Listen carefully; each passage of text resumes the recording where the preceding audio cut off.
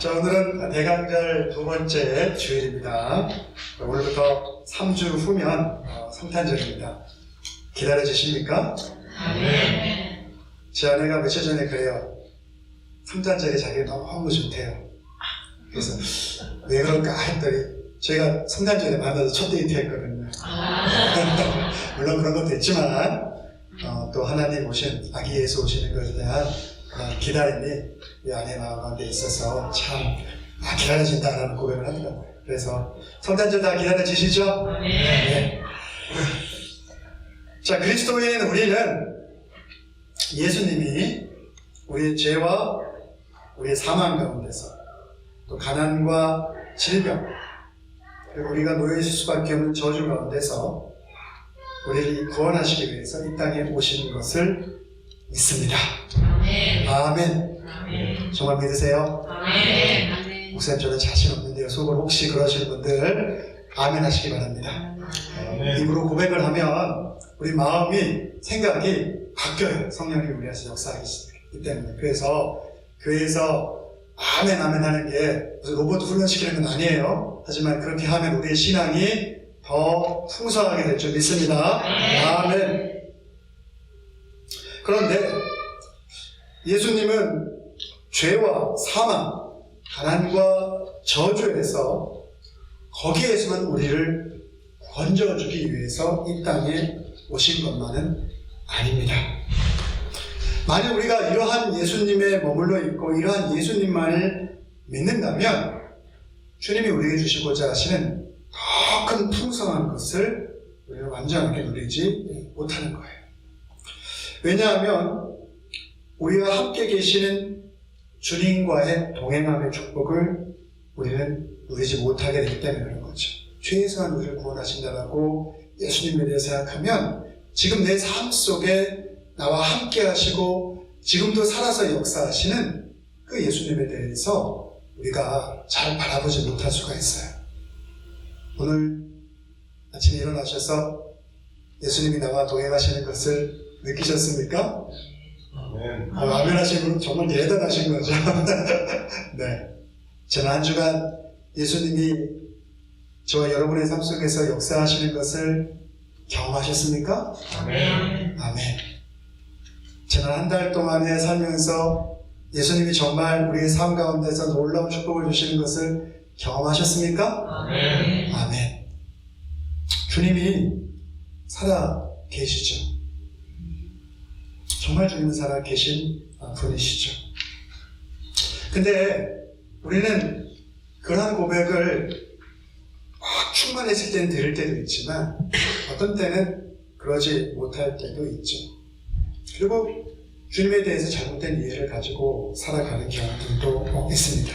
제가 성경 공부 때나 성경 통독 시간에 많이 하는 얘기지만 우리가 구약 성경을 읽다 보면 마치 하나님에 대해서 잘못 오해할 때가 있는데 그런 것과 비슷하게 예수님이 우리를 위해서 하신 사역들에 대해서도 완전하게 풍성하게 이해하지 못하고 단편적으로 우리는 생각할 때도 많이 있죠. 그래서 우리가 구약 성경을 잘못 이해하면 구약 성경에 나와 있는 하나님의 모습은 정말 엄격하신 분이죠. 그래서 우리가 어떤 잘못 사소한 거 하나만 하나님을 사랑하지 않는 잘못 사소한 거 하나만 해도 거기에 대해서 책임을 물으시고 거기에 대해서 벌하시는 그러한 엄격한 하나님으로 우리는 생각할 때가 많죠. 물론 하나님에게는 그러한 부분이 분명히 있죠. 우리를 끊임없이 사랑하신 그러한 자비하심이 하나님의 성품 중에 하나지만 그렇기 때문에 또한 작은 죄도 용서하지 아니하는 그러한 엄격함도 하나님에게는 분명하겠죠. 우리가 그것을 무시하거나 터부시해서는 안 되죠. 하지만 그렇다고 해서 하나님을 그렇게 엄한 하나님으로만 생각하고 살아가서는 안 되죠. 또 우리가 구약성경을 읽다 보면 마치 하나님은 유대인만 특별히 사랑하시는 것처럼 오해할 때가 있어요. 물론 하나님이 유대인을 사랑하셔서 하나님의 뜻이 계셔서 저는 그 뜻이 정확히 뭔지는 모릅니다. 하지만 그들을 먼저 사랑하셔서 그들을 먼저 불러주시고 자녀 삼아주셨죠. 하지만 그들만 사랑하셨습니까? 아니잖아요. 이방인들도 사랑하셨기 때문에 저와 여러분이 오늘 이 자리에 앉아서 하나님을 동일하게 찬양할 수 있는 거예요. 우리를 향한 구원의 문을 활짝 열어주신 거예요.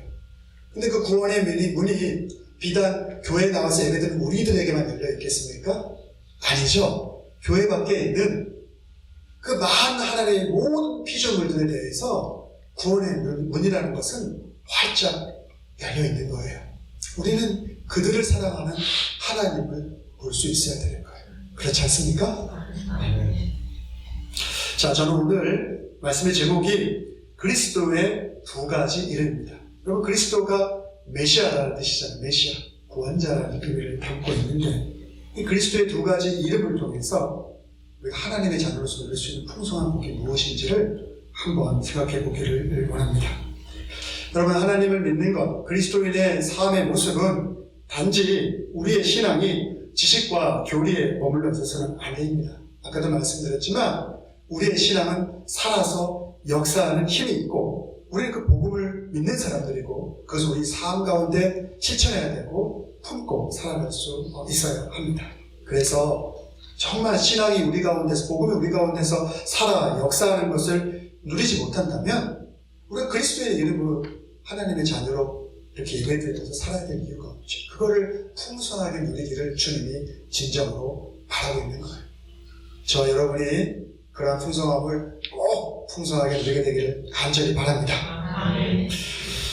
자, 오늘 본문에 게시된 메시아의 이름은 두 가지입니다. 하나는 예수라는 이름이고 하나는 임마누엘이죠. 오늘 본문 1장 21절이 이렇게 우리들에게 말씀하고 있습니다. 아들을 낳으리니 이름을 예수라 하라. 이는 그가 자기 백성을 그들의 죄에서 구원할 자이심이라 하니라 라고 말씀하고 있어요. 그리스도의 하나의 이름이 예수라는 이름인데, 그런데 그 이름 말고 예수라는 이름보다 더 오래전에 메시아의 이름으로서 우리들에게 선포되어진 이름이 있죠. 그것이 무엇입니까? 마태복음 1장 23절에서 말씀하고 있어요. 보라, 처녀가 잉태하여 아들을 낳을 것이요 그의 이름을 임마누엘이라 하리라 하셨으니, 이를 번역한 즉 하나님이 우리와 함께 계시다 하니라. 제가 예수님이 이 땅에 오신 이유가 우리의 죄를 구원하고 질병과 저주에서 우리를 자유케 하시기 위해 오셨다고 말씀을 드렸는데, 그것도 예수님이 오신 이유 중에 하나이지만 또 다른 메시아의 이름에 담겨있는 임마누엘이라는 이름 가운데 담겨있는 우리와 함께 계시는 하나님, 이게 무엇입니까? 동행하는 거잖아요. 지금도 살아서 역사하는 하나님의 풍성함을 누리는 것, 그것이 우리의 신앙생활 가운데 반드시 있어야 될 줄 믿습니다. 아멘. 우리가 교회에 와서 경건하게 예배드리는 모습을 이렇게 취하고 있지만 우리의 삶 속에서 이러한 경건함이 없고, 우리의 마음 가운데서 삶 속에서 정말 신앙 따로 우리의 삶 따로인 그런 모습으로 살아갈 때가 얼마나 많이 있습니까? 세상 사람들 보기에도 부끄러운 거지만 하나님 앞에서는 더욱더 부끄러운 모습이죠. 그런데 우리와 항상 함께 하시고 동행하는 그 주님이 우리의 삶 가운데 나와 함께함으로, 함께 호흡함으로 살아가고 있다는 것을 우리가 날마다 경험하게 된다면 우리의 삶의 모습은 지금보다 좀 더 다른 모습으로 분명하게 변화해져 있을 것입니다.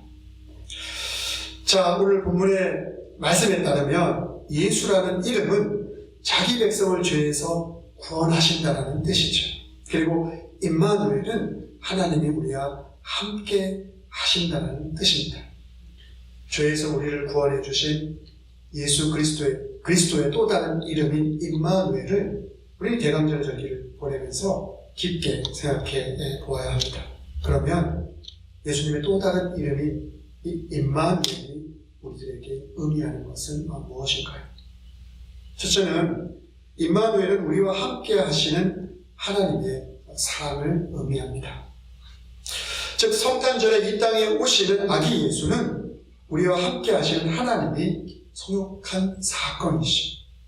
죄악으로 가득 찬 이 세상에서 하나님이 우리와 함께 한다는 것은 놀라운 은혜입니다. 근데 그분이 왜 우리와 함께 하는 것이 복일까요? 여러분, 그분이 왜 우리와 함께 하는 것이 복일까요? 여러분, 여기에 대해서 어떻게 답하실 것입니까? 우리 삶 가운데 전능하신 하나님이 언제나 함께 하시게 됩니다. 여러분, 전능이라는 것이 무슨 뜻입니까? 능치 못할 일이 없잖아요.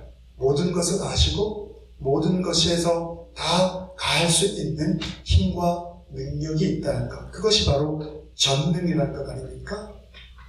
근데 그 전능하신 하나님이 우리와 함께 계신대요. 그렇습니까? 아멘. 그런데 왜 두려움이 오면 낙담하죠? 조금이라도 힘든 일이 오면 왜 너무나도 고통스러워하고 힘들어합니까? 에이, 목사님은 뭐 안 그러세요? 목사님도 힘든 일이 생기고 어려운 일이 생기면 낙담하지 않겠습니까? 그렇죠, 낙담할 수 있죠. 하지만 낙담 이후에 나와 함께 하시는 전능하신 하나님을 우리가 고백하고 바라볼 수 있어야죠. 여러분의 삶은 어떻습니까? 여러분 정말 그런 하나님이 여러분 가운데 있습니까? 아멘. 김춘희 장로님, 김성현 권사님이 오셨잖아요, 며칠 전에. 저 옆에 앉아 계시잖아요.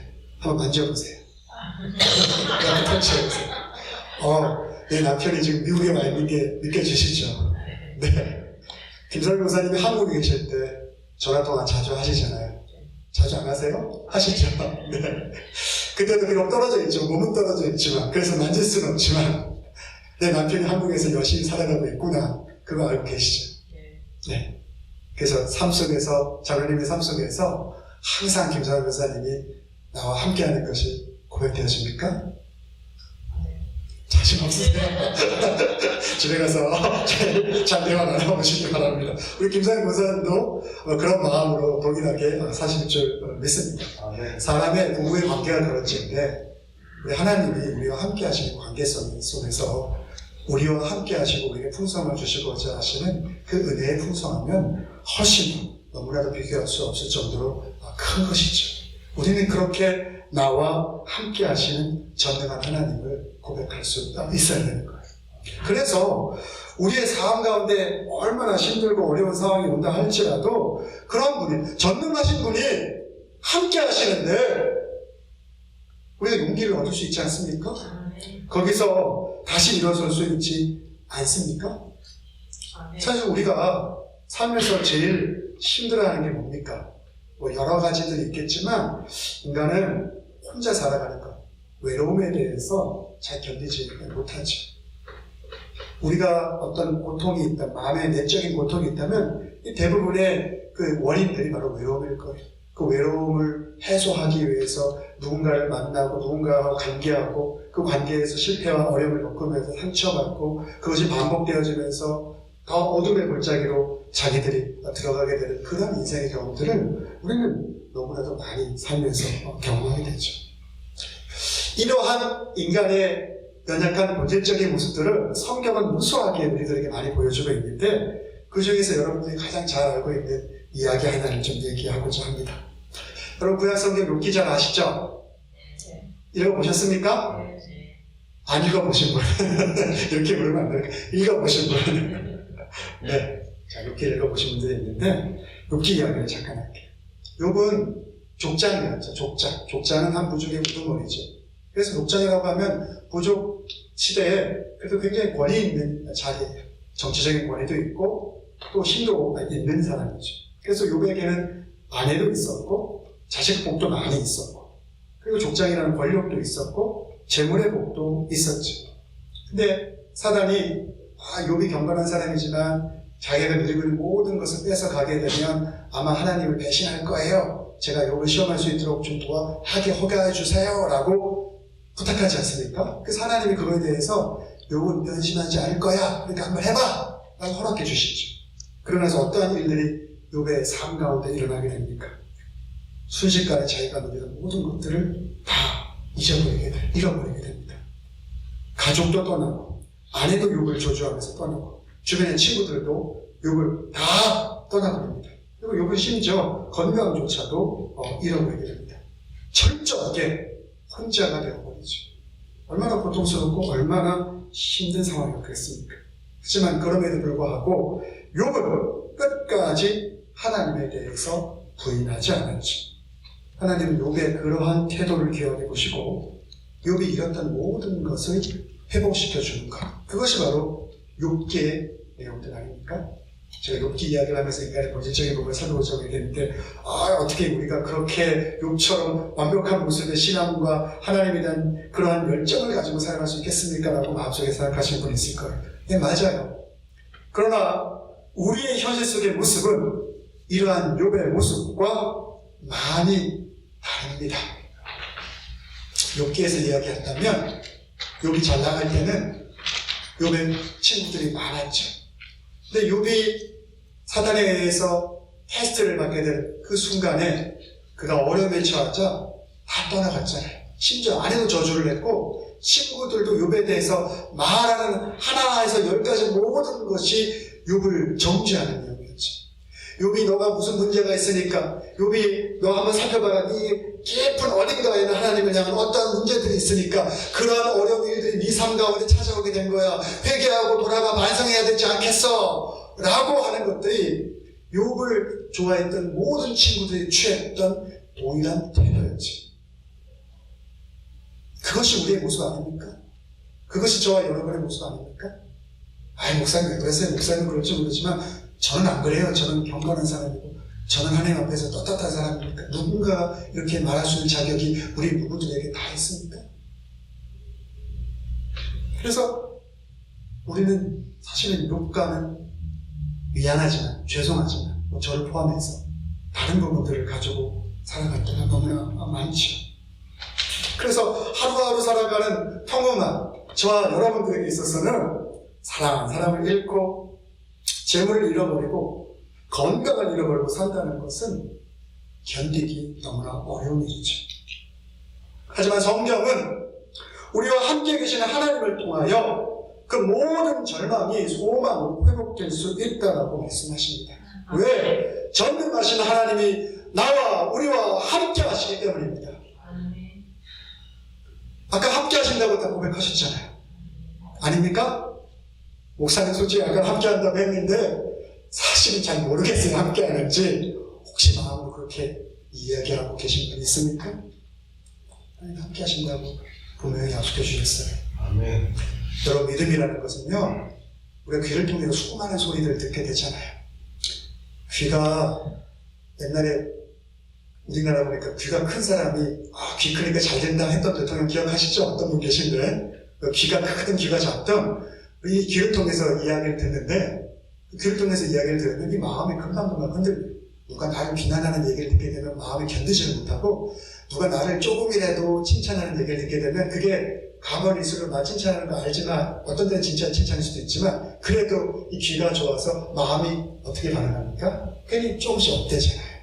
우리 귀가 그렇게 약한 존재들 아닙니까? 그런데 그럴 때 우리는 흔들리죠. 믿음에 있어서. 근데 흔들리지 말아야 돼. 우리가 믿음 생활할 때 중요한 것은 하나님의 약속의 말씀을 붙잡는 거예요. 우리가 살아계신 하나님, 전능하신 하나님, 나와 함께 계시는 하나님을 흔들리지 않고 붙잡기 위해서 우리 삶의 기준이 되어야 될 것이 무엇이냐면 하나님의 말씀인 거예요. 그래야 우리가 이 귀를 통해서 눈으로 보는 것을 통해서 경험한 우리의 이 짧은 소견이 우리 마음을 뒤집어 놓는 것을 참고 견딜 수가 있는 거예요. 여러분, 저나 여러분이나 분명히 연약해요. 실수해요. 약해요. 그거 부정할 수 없습니다. 하지만 그럼에도 불구하고 하나님의 말씀을 붙잡기 바라요. 내가 하나님이 보이지 않는다. 내 옆에 계신다고 목사님이 얘기하는데 안 믿게 보이지 않는다. 그랬을 때 하나님의 말씀을 인격대로 순종하고 받아들이시기를 바랍니다. 아멘. 주님이 뭐라고 말씀하셨냐면 시편 2편 7편에 너는 내 아들이야. 오늘날 내가 너를 낳았다. 우리가 하나님의 자녀라고 말씀해 주시네요. 히브리서 13장 5절에 내가 결코 너희를 버리지 아니하고 너희를 떠나지 아니하리라 말씀하세요. 말씀을 붙잡으세요. 제가 모든 말씀을 다 소개해 드릴 수는 없죠. 방금 전에 말씀했던 것처럼 이 말씀을 붙잡으세요. 그러면 살아계신 하나님을 우리는 잊지 않고 고백할 수 있어요. 아멘. 그러한 신앙으로, 그런 나와 함께 하신 임마누엘 신앙의 모습으로 살아가게 되기를 바랍니다. 자, 그렇다면 임마누엘의 또 다른 의미는 무엇일까요? 바로 그것은 우리를 찾아오시는 하나님의 사랑입니다. 여러분, 우리는 하나님 앞에 우리의 힘으로 나아갈 수가 없습니다. 저와 여러분이 믿음 생활하고 그리스도인이 된 것은, 목사님, 나는 내가 결단해서 교회 나갔어요. 근데 그 결단 속에서도 하나님의 역사하심이 있다는 사실을 우리는 신앙인만 알 것이죠. 나는 어떤 이유 때문에 교회에 그냥 어떻게 우연히 갔다가 신앙생활을 하게 됐어요.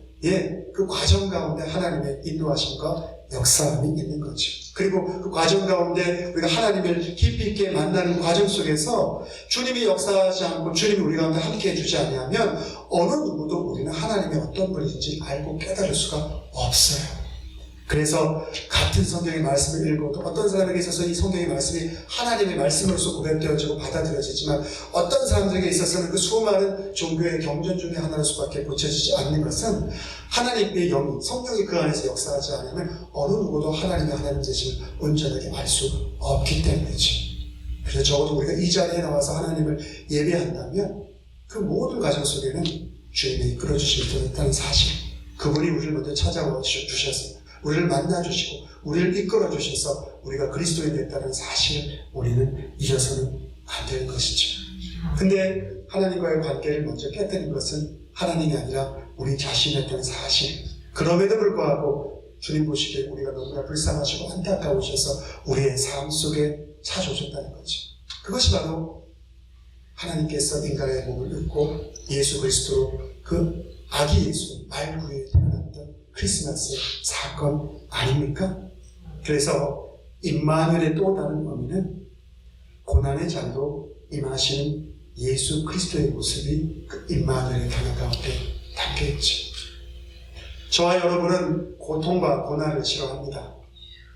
근데 우리의 예수님은 고통과 고난의 자리로 우리를 위해서 찾아오셨습니다. 예수 믿을 만한 충분한 이유가 되지 않습니까? 이 세상에 어느 누가 고통과 고난의 자리로 친히 찾아가려고 하는 이유가 있습니까? 저한테 그런 자리로 가겠습니까? 묻는다면 좀 못해요. 근데 목회하시잖아요. 네, 하나님의 은혜로 하고 있어요. 부족하지만, 연약하지만, 제 본성이 이기적이지만. 그래서 임마누엘이라는 단어 속에는 고난의 자리로 임하시는 예수님의 모습이 담겨있기 때문에 우리가 절망할 필요가 없어요. 힘과 용기와 위로를 받게 되기를 간절히 바랍니다.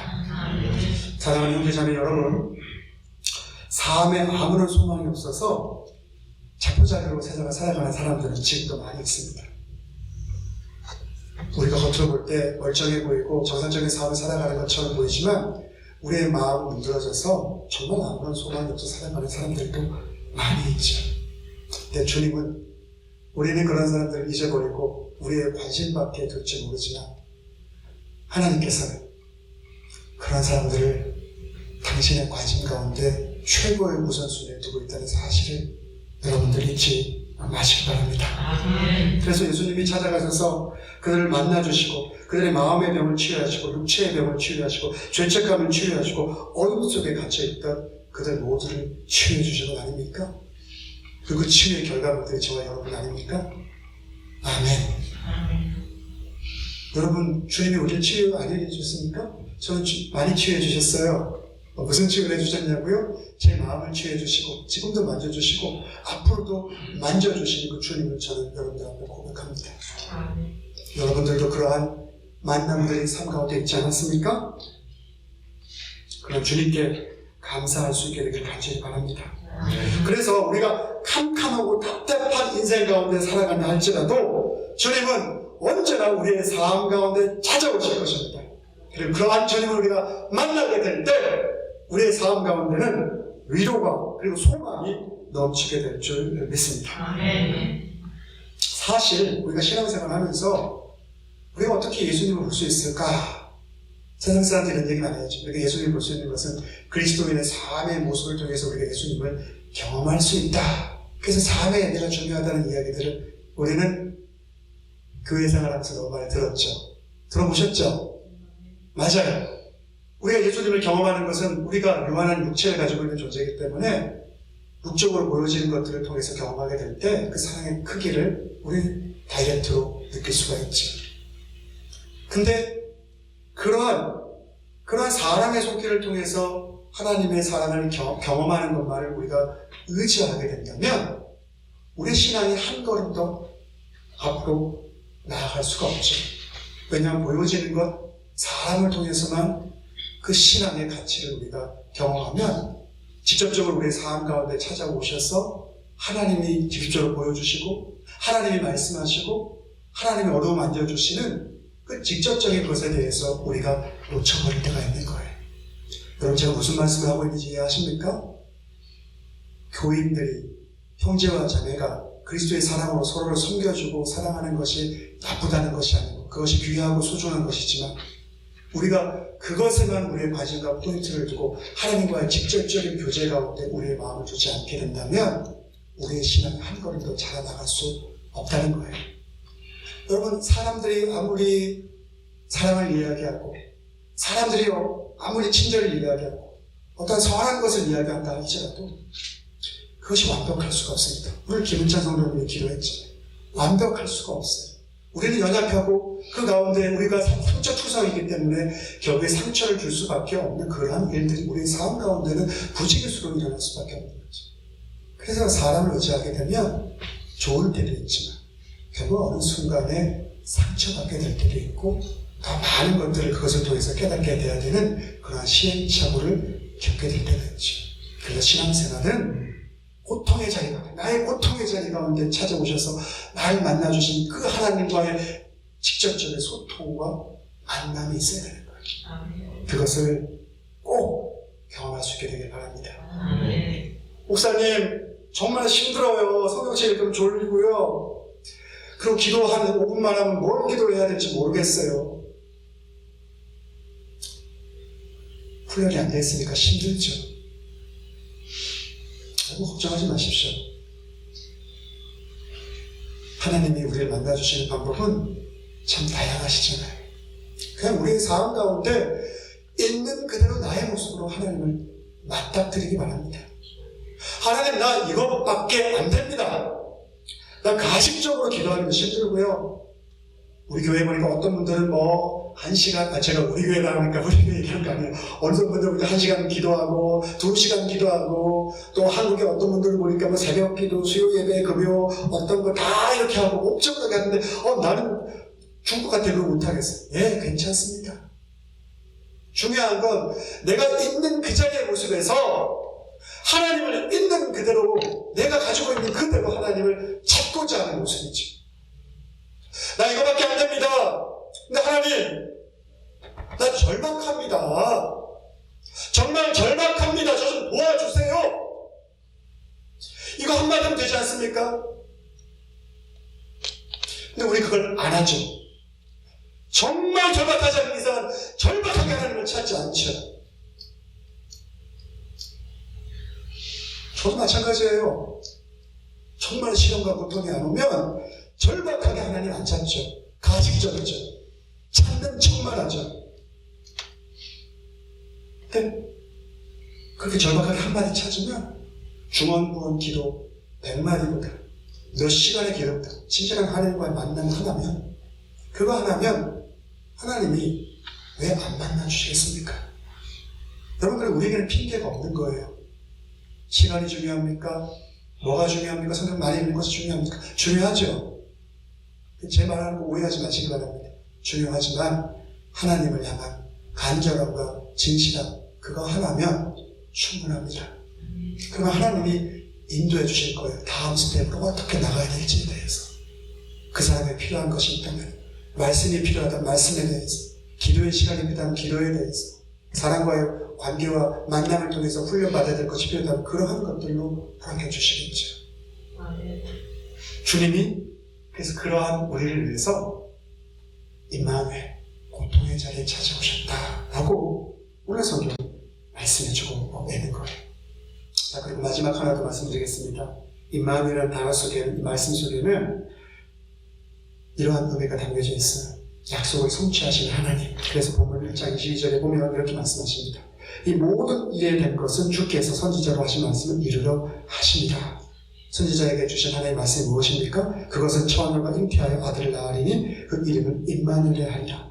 이것이 바로 약속의 말씀이죠. 이 말씀 이사야 선지자에게 예수님이 태어나기 700년 전에 주어졌던 말씀이에요. 근데 예수님 오기 전까지 이 말씀이 선포되어지고 세상의 수많은 나라들은 망하고 새롭게 생겨나지만 하나님의 약속은 변하지 않고 동일하게 지금까지 성취되고 이루어졌다는 사실, 그리고 이루어질 것이라는 것을 우리들에게 분명하게 말씀하고 있는 것이 이 구절이라고 할 수가 있죠. 변하지 않는 거예요. 하나님의 계신 말씀. 하나님이 생각하신 그 말씀은 변하지 않는, 우리가 붙잡을 수 있는 것은 바로 그것이라고 말하고 있죠. 사랑하는 형제 자매님들, 세상의 돈과 물질과 권력을 의지하기보다는 하나님이 변하지 않는 계시의 말씀인 성경을 믿고 의지할 수 있게 되기를 바랍니다. 아멘. 그렇게 될 때 우리는 그 말씀을 통해서 삶의 위로와 용기를 얻게 될 것입니다. 아멘. 예수님은, 하나님께서는 우리의 삶 속에 아기 예수를 보여주심을 통해서 우리에게 분명히 구원해 주시겠다는 약속, 죄로부터 사망으로부터 우리를 세워주시겠다는, 살려주시겠다는 그 약속을 성취하셨고 이루어 주셨습니다. 이것이 바로 크리스마스의 가장 큰 선물 중에 하나이죠. 하나님의 약속의 성취를 잊지 않고 믿음 생활할 수 있는 저 여러분 모두가 되기를 바랍니다. 자, 말씀을 좀 정리하고자 합니다. 이제 정말 묻습니다. 마음으로 답하시기 바랍니다. 하나님이 우리와 함께 계심을 믿습니까? 아멘. 우리 눈에 보여지지 않지만, 옆에 있는 남편과 아내처럼 잡혀지지 않고 만져지지 않지만 하나님은 우리 가운데 함께 하십니다. 아멘. 하나님 우리 가운데 함께 계시다는 것을 믿는 성도는 행복한 사람입니다. 아멘. 행복하십니까? 아멘. 행복하기를 정말 간절하게 바랍니다. 아멘. 자, 메시아 이름의 두 가지 이름, 예수라는 이름과 임마누엘이라는 이름, 그 의미, 임마누엘 특별히 그 이름의 의미, 우리와 함께 계시는 전능하신 하나님, 절망하는 자에게 친히 찾아오시는 하나님, 모든 약속을 성취하시는 구원의 하나님, 그 하나님의 축복이, 그 은혜가 성탄을 기다리고 살아가는 저와 여러분의 삶 속에 차고 넘치게 되기를 간절히 바랍니다. 아멘. 기도하겠습니다. 전능하신 하나님, 절망하고 동중에 저희를 찾아와 주시고 지금도 우리와 함께 하시는 하나님 아버지, 우리를 구원하시고 자유케 하신 아버지 하나님, 하나님 한 분이면 족합니다. 하나님 한 분이면 행복합니다. 이 고백이 진실되게 우리의 심령 속에서 아버지께 고백되어질 수 있는 놀라운 축복으로 저희들 삶 가운데 함께하여 주옵소서. 이 모든 말씀 예수님의 이름으로 기도드렸사옵나이다. 아멘. 아멘.